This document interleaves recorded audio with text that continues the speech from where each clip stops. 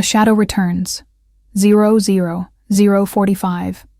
A week after Benny Bunny rolled home in his red wagon, the forest sparkled with spring dew. Yet, inside his cozy burrow, Benny winced at a stabbing pain behind his eyes. Each throb felt sharper than the last, like woodpeckers tapping inside his skull. Concerned, Freddie Fox and Tilly Tortoise hurried him back to Forest Hospital. The familiar glass doors slid apart. The scent of antiseptic greeted them like an old acquaintance. Reception recognized Benny at once, and within minutes a multidisciplinary team, Dr. Owl, neurosurgeon, Dr. Dove, radiologist, Dr. Lynx, anesthetist, and Nurse Badger, assembled around his gurney. Urgent evaluation, 0.45, 150. In triage, Benny described the pain. Sudden, piercing, worse when he bent forward. Dr. Dove ordered an immediate CT scan. The spinning ring whirred again. Click, click, click, while Benny squeezed. A stress carrot, déjà vu heavy in his chest. Imaging revealed a grim surprise. The tumor, thought fully excised, had left behind microscopic roots that had surged back, larger and more invasive. Dr. Owl's feathers ruffled. The only option was a second, more ambitious surgery. Benny's ears drooped, but he managed a small, brave nod. Consent forms were signed. Operating theater prepped. Blood work rushed. Anesthesia plan updated. High-stakes surgery, 150, 320. Under the brilliant bloom of surgical lamps, the theater hummed with quiet urgency. Dr. Lynx guided Benny into a gentle sleep, while Nurse Badger organized micro-instruments smaller than thimbleberries. This time, Dr. Owl employed advanced neuron navigation. Tiny fiber-optic cameras mapped Benny's brain in real time, projecting a three-dimensional hologram above the table. Soft orchestral music floated through speakers, steadying every paw and claw. Millimeter by millimeter, the team traced the tumor's tendrils, snipping each thread-like root. A tense hour passed, then 2. At last, a final segment, no bigger than a sunflower seed, was coaxed free. A collective breath filled the room as Dr. Owl announced, "Clear margins achieved." The tumor dropped into a specimen vial with a muted plink, the sound of victory. Recovery room vigil, 3:20, 4:30. Benny emerged from anesthesia beneath dimmed amber lights. A gentle beeping marked his heart's steady climb back to waking. Nurse Badger dabbed his forehead with cool water while whispering affirmations. "You did it again, hero."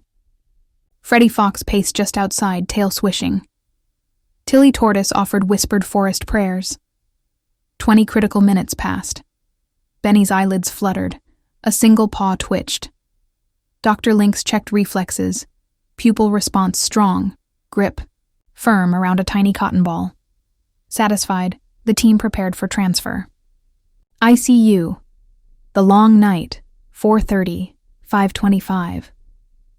In the intensive care unit, blinking monitors painted Benny's face with shifting blues and greens. Hourly neurochecks counted finger squeezes and toe wiggles. An intracranial pressure probe, glowing like a firefly, ensured no swelling threatened his freshly mended brain. Outside the glass, the moon climbed. Inside, Nurse Badger recorded vitals with monk-like focus.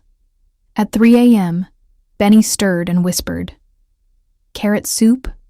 Music to every ear.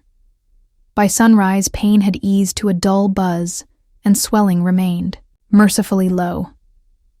Dr. Owl declared the crisis past. General ward, steps toward dawn, 5:25, 6:10. Sunlight streamed into a mural-bright ward where Benny was wheeled later that morning.